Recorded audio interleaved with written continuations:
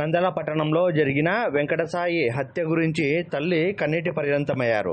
ఈ సందర్భంగా వారు మాట్లాడుతూ నా కొడుకును అన్యాయంగా పొట్టన పెట్టుకున్నారని వారు తెలిపారు.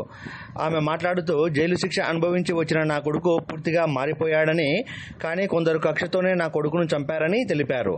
కానిస్టేబుల్ సురేంద్రను చంపిన వ్యక్తులను పట్టించామన్న కక్షతోనే ఈరోజు నా కొడుకును చంపారని ఈ సందర్భంగా వారు తెలిపారు. వెంకటసాయి మృతితో కుటుంబ సభ్యులు కన్నీరు మున్నీరయ్యారు. పూర్తి వివరాలు మనం వారి మాటల్లోనే తెలుసుకుందాం.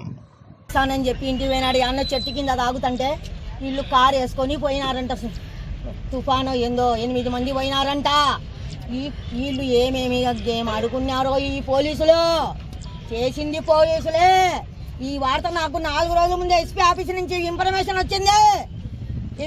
వచ్చింది. దానికి చెప్పిన రికార్డింగ్ కూడా ఉంది. నా కాడ రికార్డింగ్ కూడా ఉంది.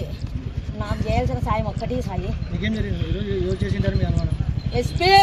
ఎస్పీ చేయించినాడు. ఎస్పీ రాణా ఏం పేరు సింగా, ఆయనని చేయించినాడు. ఎస్పీ రాణా సింగే చేయించినాడు. మా కొడుకు ఏ శత్రువులు లేరు.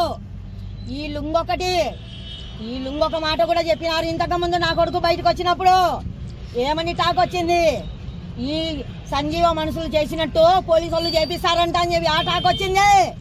ఆ టాకు కూడా వచ్చింది నాయన. మేము ఎవరు సొమ్ము తినడం లేదు నాయన. మేమేమి మిద్దెల మేడలు కట్టిన నా కొడుకులు, ముంచిన నా కొడుకులు బతుకోమని నాయన. ఈ డిపార్ట్మెంట్కు పట్టుకోనికి చేత కాక 3 నెలలు మా చుట్టూ తిరిగినారు. మేము పట్టించినాం నాయన. వాడిని ఇంతవరకు పట్టించాం. మళ్ళా జాతీయ పట్టుకాల్సింది. మంచి చేసిన వాళ్ళని ఇంత అన్యాయం చేస్తారా? కానీ వాళ్ళు ఆ దేవుడు అనేవాడు ఉంటే ఏరో ఒకరోజు ఆ దేవుడిని వాళ్ళకు చూడకపోరు. ఆ పాపం వాళ్ళకు కూడా ఇదే పాపం.